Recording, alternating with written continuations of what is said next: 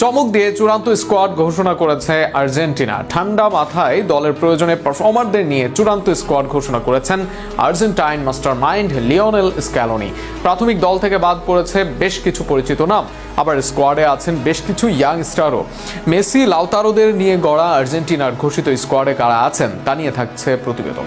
Emi Martinez থাকবেন মূল গোলরক্ষক হিসেবে, যথারীতি ব্যাকআপ হিসেবে আছেন মার্শের এই জিনো রোমা রুলি। ডিফেন্স সেন্টার ব্যাকে ক্রিস্টিয়ানো রোমেরো, আটামেন্ডির আছেন যথারীতি। মার্শের বালের্দি ও লেন্সের মেদিনার আছেন বদলি খেলোয়াড় হিসাবে। ফুল ব্যাক পজিশনে আবারও সুযোগ মিলেছে ভ্যালেন্টাইন বার্কোর।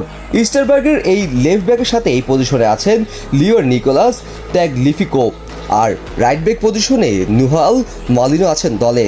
তার ব্যাকআপ হিসেবে যথারীতি আছেন জুয়ান ফোর্দ।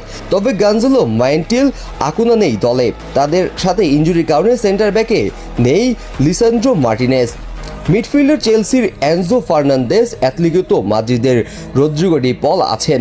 ব্যাকআপ হিসাবে পারদেস আছেন দলে। ইনজুরি থেকে দলে ফিরে এসেছেন রিয়ালের বেরসি জিওভানি লো সেলসো। লেভারকুজেনের পালাসিও ধরে রেখেছেন দলের জায়গা। কোমোতে পারফর্ম করা তরুণ নিকো পাজো এড়ায়নি কোচের চোখ, আর পারফরমেন্স করে দলের জায়গা ধরে রেখেছেন থিয়াগো আলমাদা। আক্রমণ ভাগে লিওনেল মেসি ফিরেছেন ইনজুরি থেকে। আছেন স্ট্রাইকার হুলিয়ান আলভারেজ ও